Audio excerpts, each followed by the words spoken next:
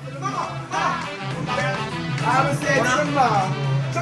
a good game, what a good. The Culers. That was a massive entertaining game. And Gavi, not forgetting you, man. Man. What a good game, what a good game, what a good game, what a good game.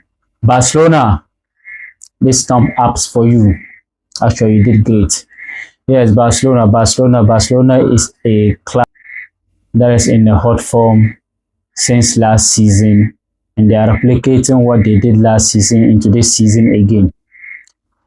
I think they really want to take their title defending serious, and they have started in a good note.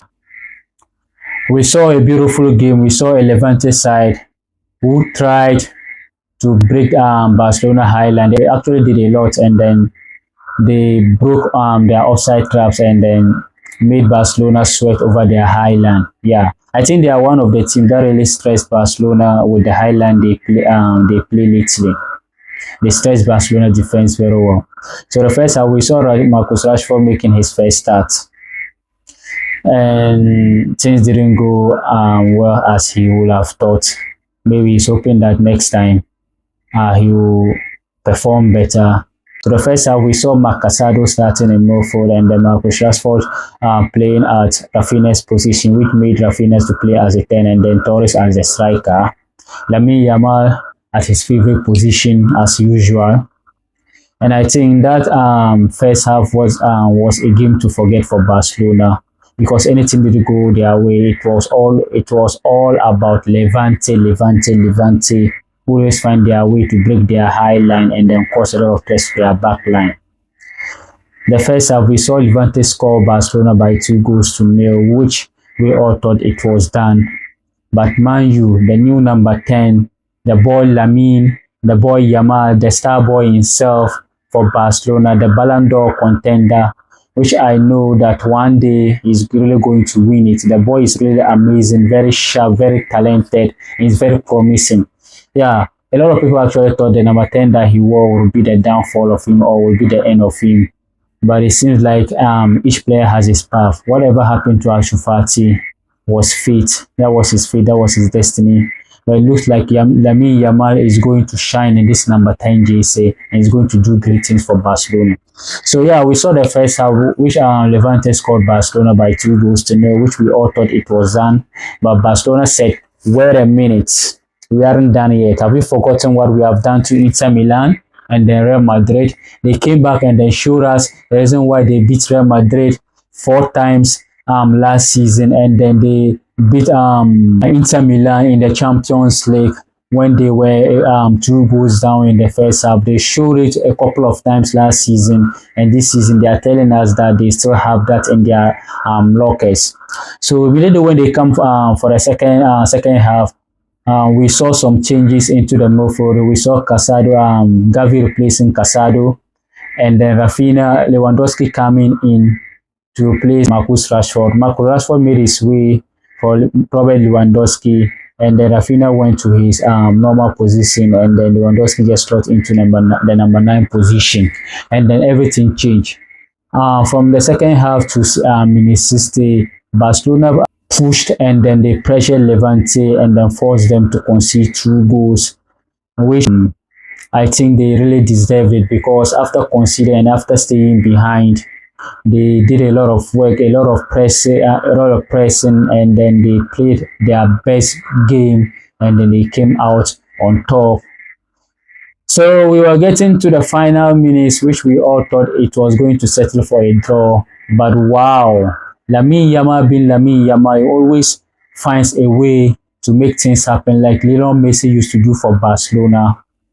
That boy, again, look, those passes he normally put at the post, and then one of the Levante players didn't know what to do but to head it into his own net, and then that was an own goal for Levante. But I think Barcelona wouldn't mind even if it was an own goal. They just needed that win. Lamine Yamal had an assist. In addition with that cross he played into the box with the Levante player putting it into his own net. My standout player is also Pedri, who scored the cancellation goal. I think that cancellation goal was important for the turnaround of this game. Yeah, that particular goal that made it 2-1 was the turnaround and that most important goal for Barcelona. And then going forward, we saw Ferran Torres also making the equalizer, making it 2-2. That was a good finish. Ball crossed into the box and then he just tapped it into the net. Yeah. And with Gavi, I don't know what to say. Since when Gavi came in, I think he made a lot of difference in that move. For the game completely changed. And then Barcelona then control the tempo of the game.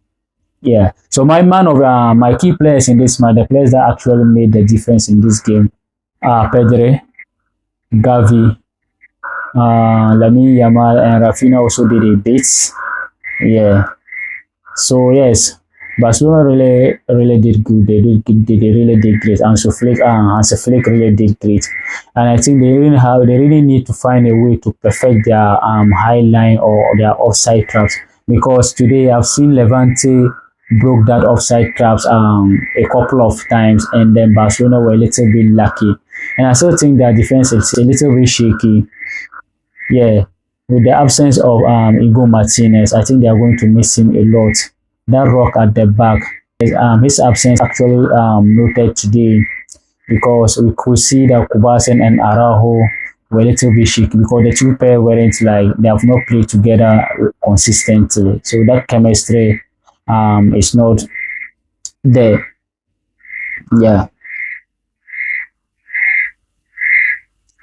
We also saw this thing. There was also an automation into Barcelona game. I think maybe that also affected them in that first half when Eric Garcia replaced Jose Koundé. You know, normal Jose Koundé, Lamine Yamal plays well when Jose Koundé is with him.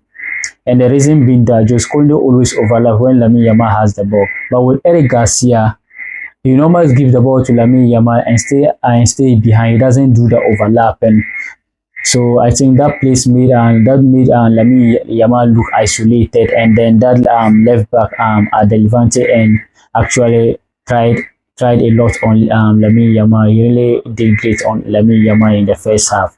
But when Koundé came in, I think I saw a different Lamine Yamal driving at his opponents, driving at the defenders, and then making sure that his team comes on top today.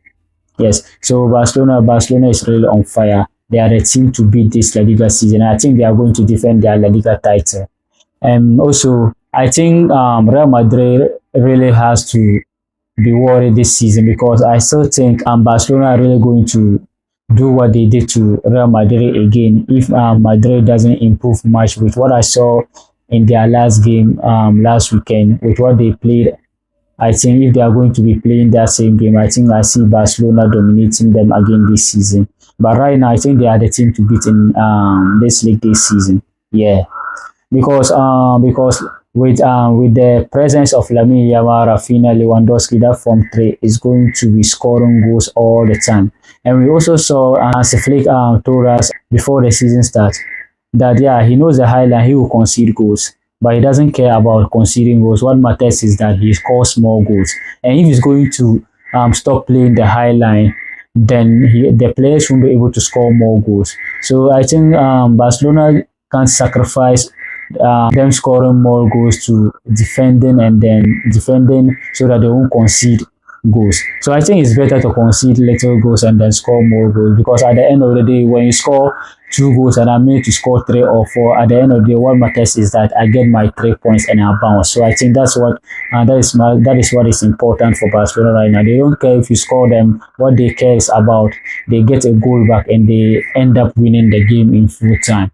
I think that is a good game plan, because nowadays in the 20th century in football, no matter how much you play, at the end of the day, they'll ask you who won. I think that's the most important thing.